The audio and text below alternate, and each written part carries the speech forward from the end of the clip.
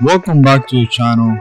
I'm super excited to share with you the news that I just become the 40 plus sprint state champion for 2025 in gravel. And this is a news that I'm super excited because we worked so hard to get this. 5 races, different places, different weather conditions, different atmospheres, at the same level of riding. We have our second place and third place for the race. They were my enemies on the field, my friends outside and on the field as well. So this is one of the best experiences ever because it's not just becoming a champion in one race. You need to commit. You have to come to a series. 5 races. Out of the 5 races, it is 4 that qualify and 1 that they take away, and that one that they take away would be the less score that you have. And this is what happened. What you're looking right now is just the time trial before the race, and you probably would say like a time trial in gravel. Yes, this series has 2 time trials, one at the beginning of the series, one at the end. It goes towards the point for the overall. So it's really important for people that are willing to do the race overall instead of just one race, to do the time trials. Really important and really good because time trial in gravel is pretty intense. So here we are, first day, which is Saturday, doing time trial, trying to secure some points. I was super tight in points with David. He was second overall, and we did all the races, and we were close in every single race. I got podium. Let's say in the first race, I got second place, got third. Then in the time trial, he got first, I got second. Then we moved to the second race. I think in that race we were like pretty close to like I got first. I think he got third or second. And then the next race that we went, I got a flat. He got a flat. We finished at that was not the best race that we had, but we both got a flat in the same race, so we still finishing pretty close. So the points were super close. Then the fourth race, I came from doing a road race the day before, and I was exhausted, and it rained. The conditions were like really bad for me. It was not my best day on the bike, and David was able to secure another podium in front of me, so the points were super tight. We were 1 point difference in between, and that's David at the screen right there. And then the only thing that I have left to do was training really good and really hard for this last race, to be able to secure my points, especially in the time trial, which give you 10 points, and then the road race and the gravel race, which is coming after this. But I was able to secure, and not only won a time trial, gravel champion jersey, I also won friends and people that I didn't knew before, and I felt really good to be able to meet them. And this is it, guys. This is something that you should try. If you are in Florida, you have to try the gun riding series. They do mountain bike, they do 24 hours race, they do a couple of different races, but the gravel one, I tried the mountain bike, pretty bad in mountain bike, so I kind of like let it go, and I only did the ones close to my house, just for supporting these guys with the journey and everything they do for us, preparing all these races. But I did like the gravel. First gravel race that we did was in January. Temperatures were at 36 degrees. That has been the lowest temperature I have jumped in my bike and race or even ride. And then we have one that was with a rain. It rained just 2 hours before the race, and then when we started, it was stopped raining, but the mud and everything was too much for me. I was not. I don't do a lot of training on gravel, so I was not comfortable on. But I really love the gravel races, and I'm doing it again next year for sure. So hopefully, um, if you didn't do it, hopefully you jump on it and do it next year, and you're not gonna regret it. Also, want to congratulate my teammate Williams that he started one race down. He didn't do the first one, so he really have to push. You're gonna see it right here because we're jumping on day 2 right now, and you're gonna see him with my same uniform. We're racing for the Cowboys riders from Tampa. That's our team from this year. That's William right there, and he's super excited that he was able to get third place. We did the best team effort on this race that we're looking right now. That was outstanding. I'm talking about it, and I feel the excitement of that race. It was impressive. You're gonna see only 12 minutes inside that race, and I'm still in dangers of losing my overall to Dave because at this point I won the time trial. There was one person in between Dave and I, so I got 3 points on top of Dave. Williams is in third place, but since he lost a race, Dave is right here with a yellow jacket, green jacket, and William is behind him. If William wins, he's not going to be able to get close to Dave on the points. So right now the overall is between these guys that are behind me right now. David with the red helmet, William with the gray helmet, the cowboy uniform, and me. So, but I still, if I got any problems where David is able to win, and there is a couple of riders from our category that get in between us, I can lose my overall. So I have to play safe. And my idea was to be at the front, like in all the other races that I have done, but also play smart. There is a few people in this race that they didn't do the time trial, so they got fresh legs for sure, that the ones that we have. And there is also a lot of sandy places. There was a couple of people that crashed, not crashed, but just they couldn't keep it on the wheels on the corner by the finish and start line. But this is it, guys. And 10 minutes, almost like 11 minutes inside the race, we were going down the hill. And this is another thing. You see this guy in the mountain bike. If you're thinking that because you don't have a gravel bike you cannot do it, yes you can. And if you're good enough to ride your mountain bike next to gravel bikes and fast enough, you may be able to be on the podium as well. So if you don't have a gravel bike, you still can do it, and you're still gonna like it. There is a couple of guys here with mountain bikes, and I have seen them in the podium, even winning first place.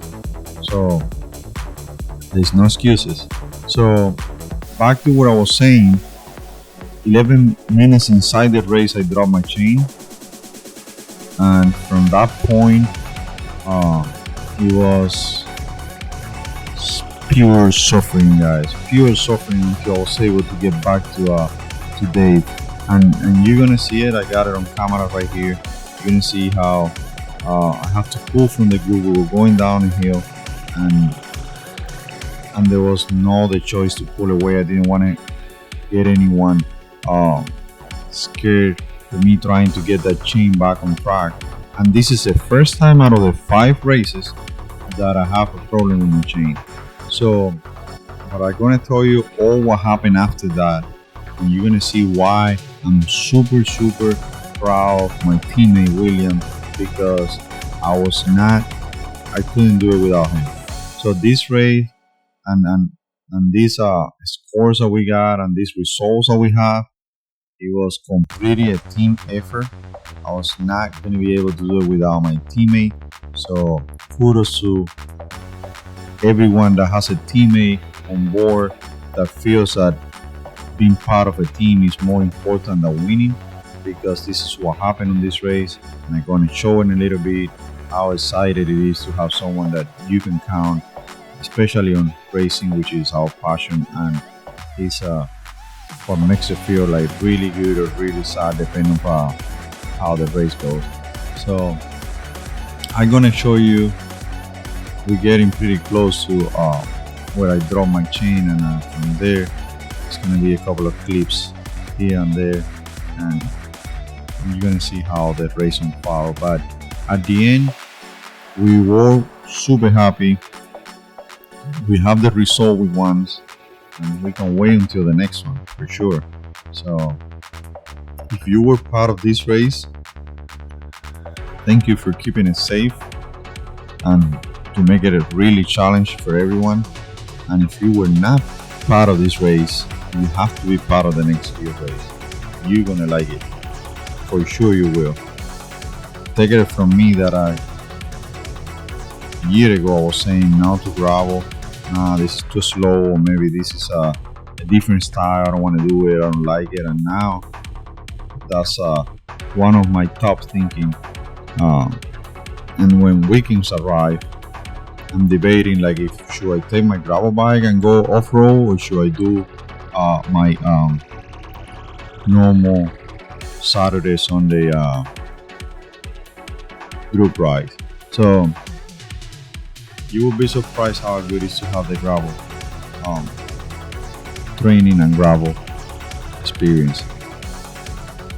By the way, guys, the pictures that I'm putting at the beginning of this video, especially the ones from riders crashing on that corner over there, is doesn't intend to make fun of any of the riders. It's just because that corner, which was at the beginning and end of the race, it was so sandy that there were a lot of people that couldn't stay on the wheels, and there was also some people that they were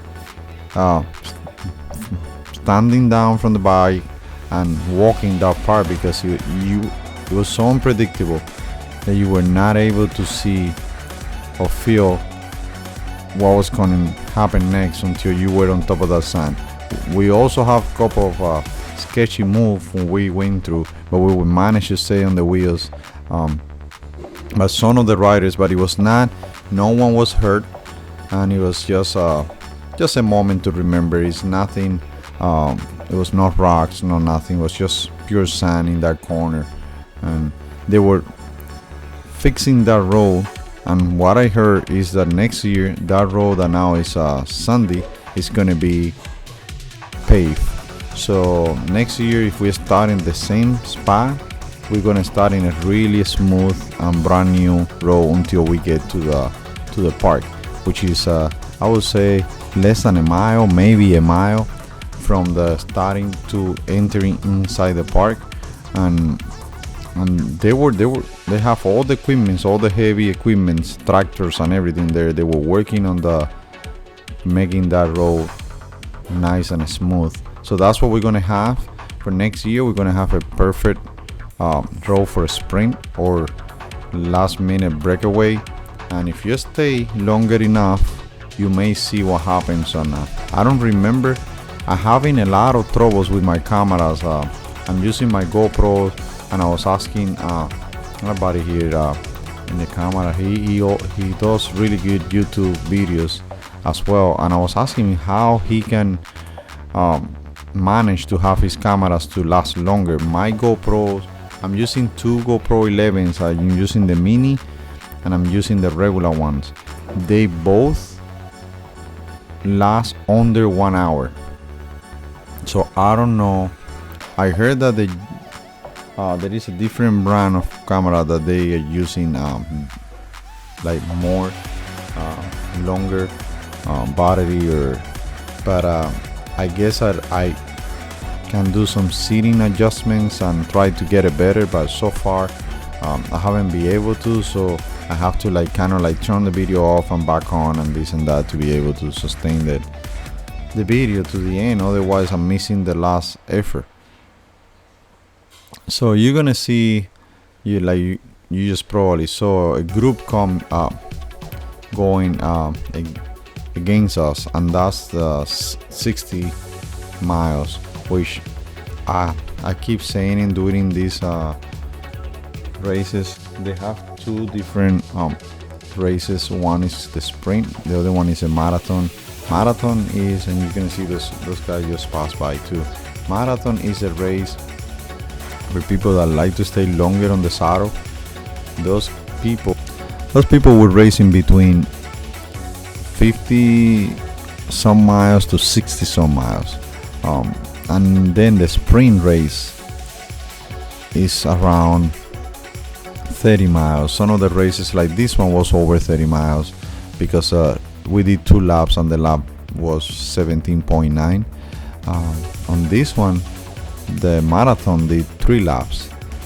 So we're getting to the point right here where I drop my chain, and from that point over is gonna be just chasing and teamwork, because what I was telling you earlier about being part of the team, that's the moment right here. After I go away from, and look at this beautiful weather. The temperature was around 60 some degrees and it was perfect. So I have to pull out because of my chain. We were going down this little hill here, and I didn't wanna put anyone in danger by me trying to get the chain, but everyone was safe. I was able to step down, put my chain, and then start chasing. This race has 2 turnarounds where you can see the people coming, whoever is in front of you or whoever is behind. This is me right now, dropping my chain. Everyone is passing by, and that was the worst moment for me, seeing the whole group going by, and I'm like, how are we going to be able to get back to the group? But we have 2 turnarounds in the race, so you're able to see whoever is in front of you or behind you. You can kind of timing their time versus yours from the turnaround. And when I was getting close to the first turnaround, I gonna let me put it on the camera. So this is it, guys. This is the moment that I was wanting to show you. William was waiting for me at the first turnaround. He dropped out of the group because he knew that my first place was in danger, and even though that he's on 3rd place and he's sacrificing his, that's what a teammate is all about. So I asked him when I saw him, like, wait for me. He told me, like, let's go. But I needed to breathe a little. I need to be certain that my teammate was gonna wait for me. So I asked him, like, wait for me, and he did. So waiting for me was like a boost of confidence that we were gonna work together, and we were gonna try to get as close as possible and minimize all the damage of losing the chain on my bike, and we're gonna try to get back to Dave.